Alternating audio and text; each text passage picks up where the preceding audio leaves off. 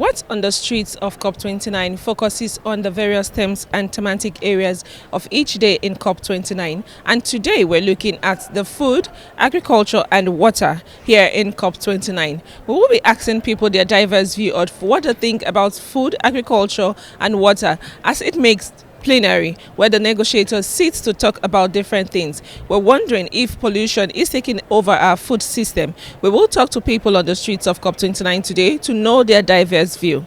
Let's go.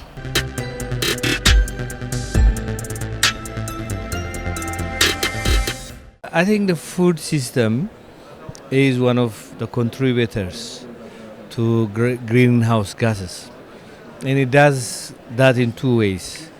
One way is actually the actual growth of food produces quite a large amount of carbon dioxide, and if it is animals, it's methane. So that production process also produces methane gas. So the next impact of the food system is from food transportation, from food dumping, from another food processing mechanisms. So we have to look at the food system in general. If we want to reduce the amount of carbon dioxide that is produced, we have to go away from fossil fuels.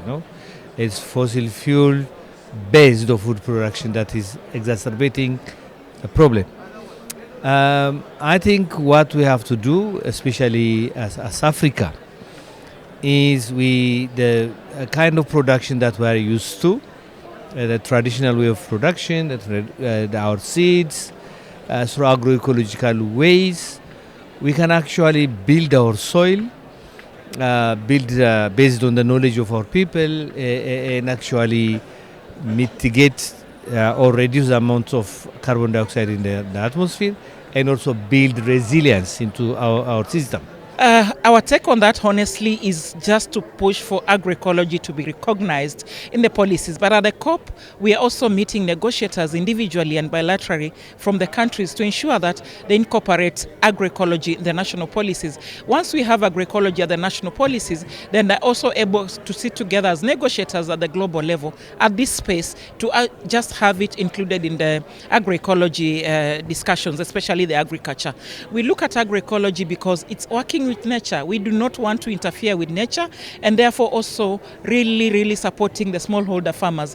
And so we look at the farmers' rights, we look at our seed sovereignty and our food sovereignty. At this COP, we're also having side events discussing about food and especially how it affects the vulnerable groups like the youth, children, women and the pastoralists, also fisher folks, because they are part of the network. So what we want to see is to actually inclusion of those marginalized groups, but most important to have agroecology submitted by countries as a topic. As the discussions are ongoing in the food and agriculture, there's this, they are talking about resilience. Resilience, yes, because it's part of the agroecology.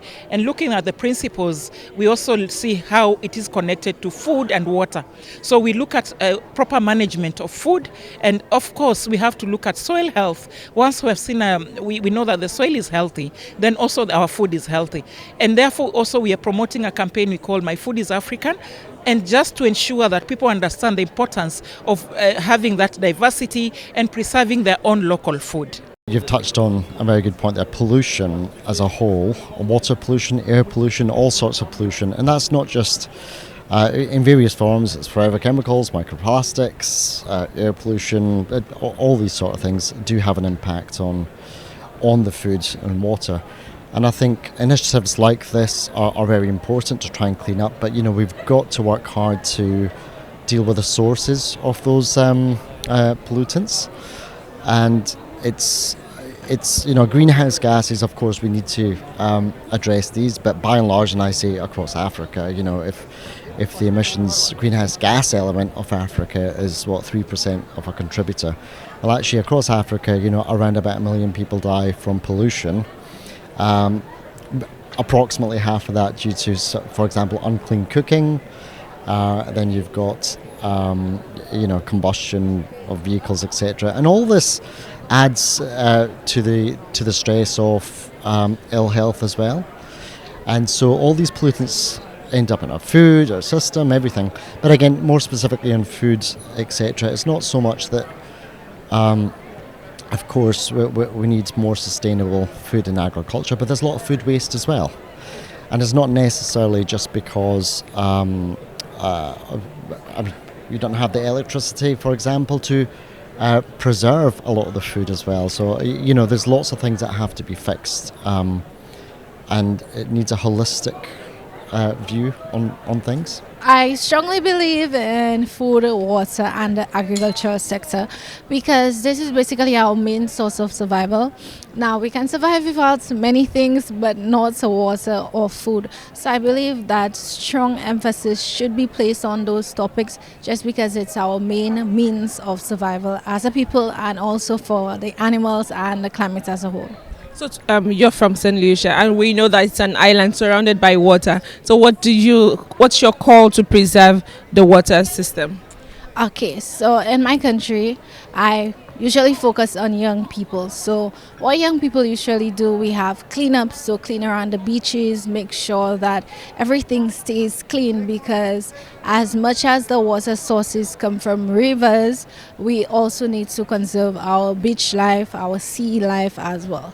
So cleanups and keep preserving our water supply is very important. Now we all understand how it's important to be together today to talk about different issues about environmental impacts and the climate change, because climate change is undeniable.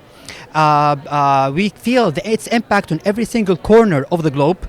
And one of the huge and serious issue is water, and how can we preserve water for the next generation. This is not just one of the 17th Sustainable Development Goals, but it's a life or death matter. We can say water is the lifeblood of planet. It is essential for every human creature.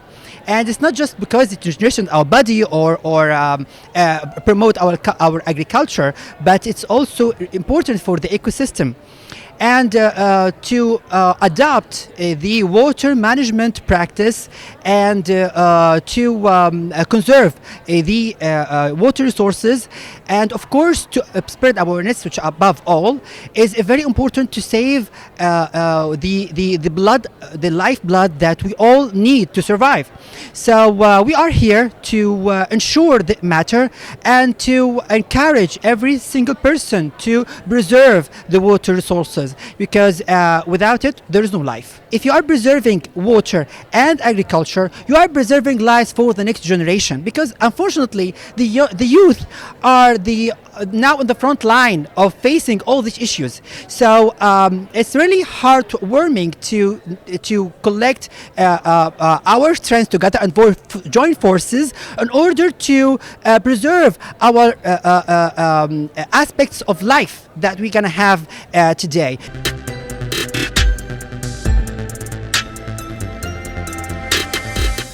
On What's on the Streets of COP29, we bring you information and diverse views of people's thoughts on the daily themes in COP29. And you've heard from people on the streets of COP29 why they think that our food, agriculture and water system needs to be preserved. We do hope that you have learned a thing or two from the people's views here in Azerbaijan. From COP29 here in Baku, Azerbaijan, I am Kome Odomo for HOMEF TV.